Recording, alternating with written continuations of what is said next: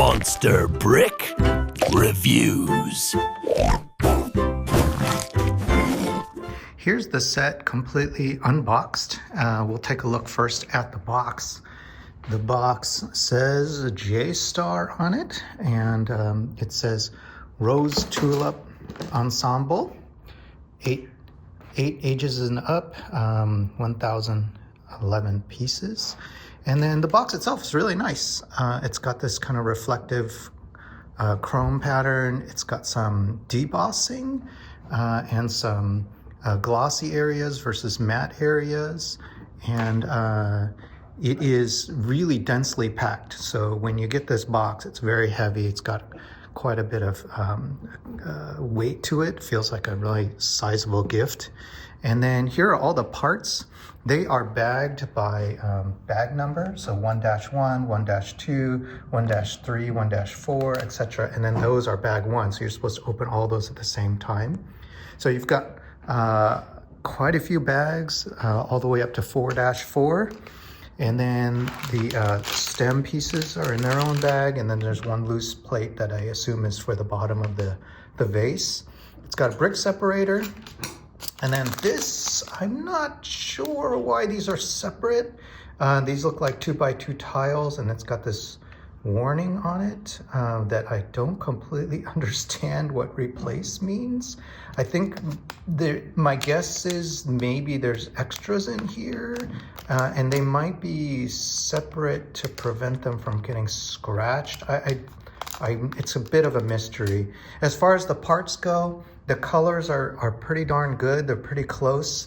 One thing to note is that the blue part of the vase is actually more of an aqua color, just like a light aqua. In the photos online, it looks a little bit more teal, a little more greenish. And then the colors do represent or a very close match to Lego's colors. So I think that'll be nice for people who are looking to place this next to Lego Botanical sets. I noticed that the pink is a little bit different than what Lego has. That light pink, I'm not sure is the same. They do have this pink that is a match. Orange is a match. The lime green is this like spring green is a pretty good match, as well as this yellow. They do introduce their own take on a couple of parts. Let's see, where's an example of that? Here's an example. This 1x2 piece has holes in it with the clip. The Lego part does not have holes in it. So there are like those minor tweaks that they've made for their own set. Here's another example. This particular piece with the ball socket that does not exist in the Lego world, so not a big deal. And it's nice to have a little bit of variety. The other thing I noticed is there are printed pieces. So if you look at that green piece right there, it's got a printed design on it, which is nice. That's it's not unnoticed, and it's not cheap to do that either. So it's good that they did that. And then lastly, here's the instructions and what it looks like.